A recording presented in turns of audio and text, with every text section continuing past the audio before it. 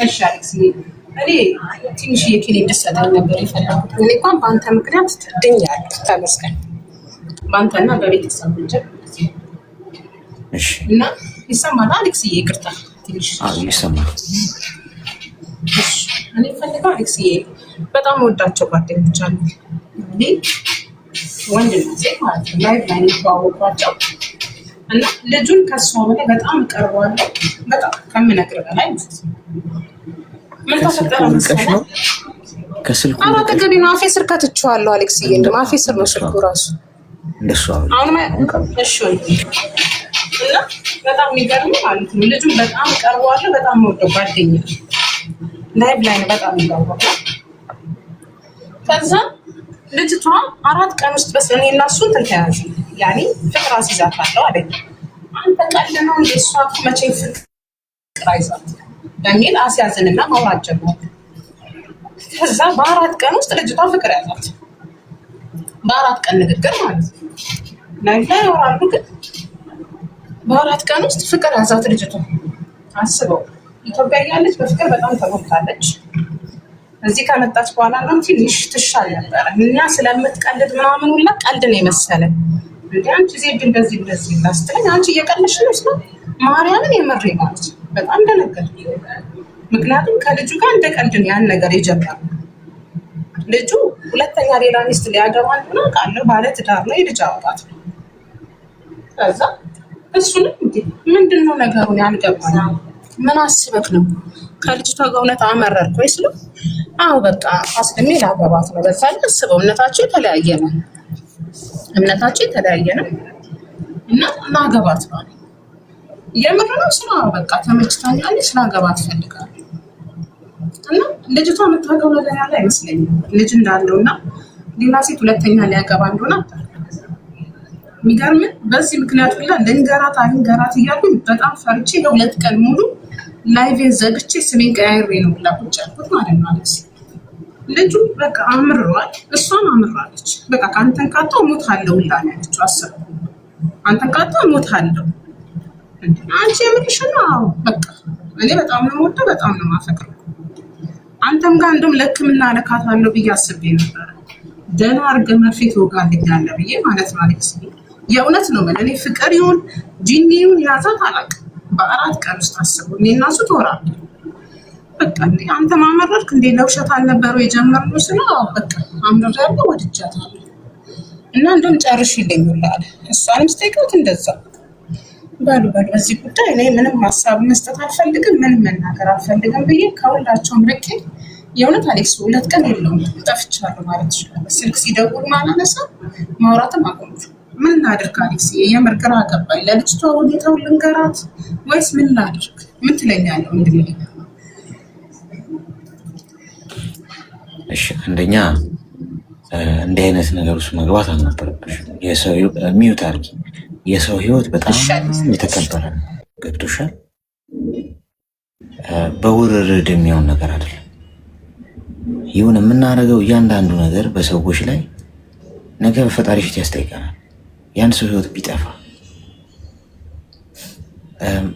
በመወራረድ አይደለም ህይወት የሰውን ህይወት የምንታደገው ወይ ደግሞ ችግር ውስጥ መክተት ያለብን።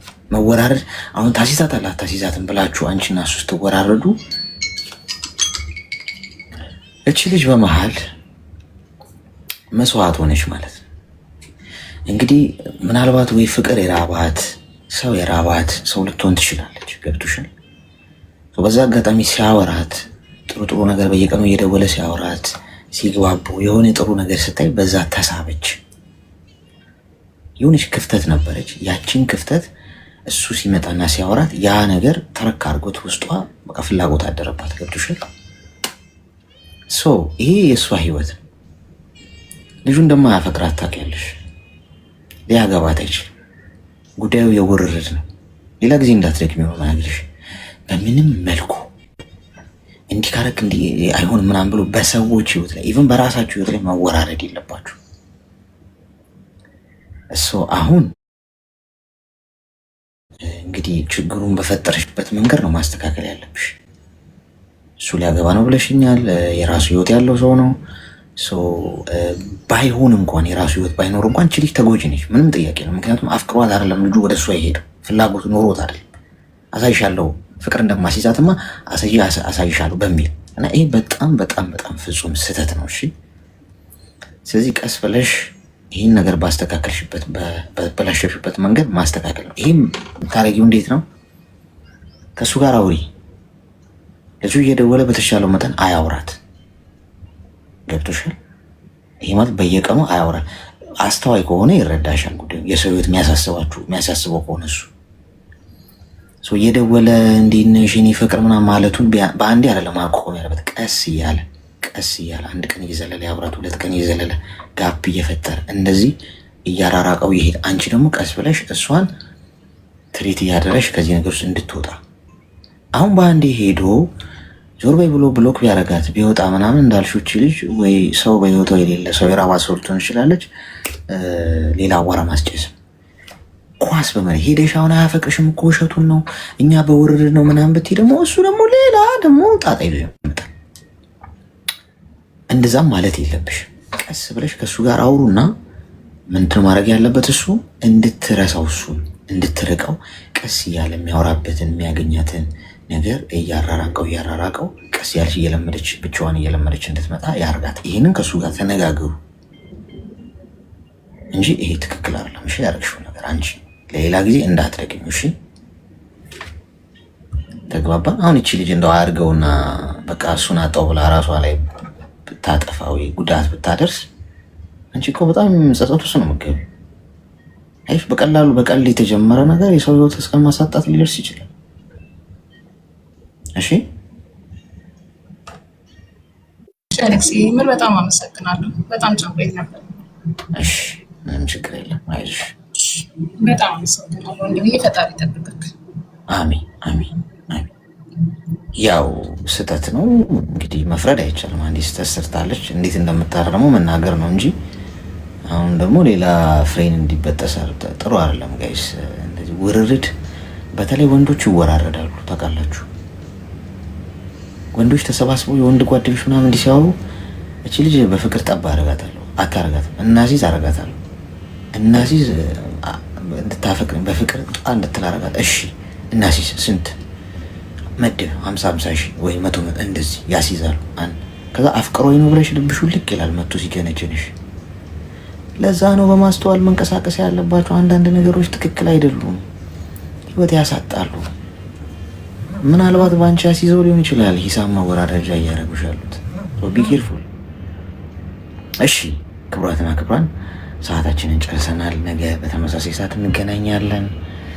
የከፋችሁ የጨነቃችሁ ብቸኝነት የሚሰማችሁ ብቻችሁን የሆናችሁ ሰው የለኝም የምትሉ ሰዎች ኑ፣ እኔ አዳምጣችኋለሁ። ወንድማችሁ ነኝ። መወለድ ቋንቋ ነው፣ ምንም ችግር የለውም። እድሜና ጤና ብቻ ይስጠን።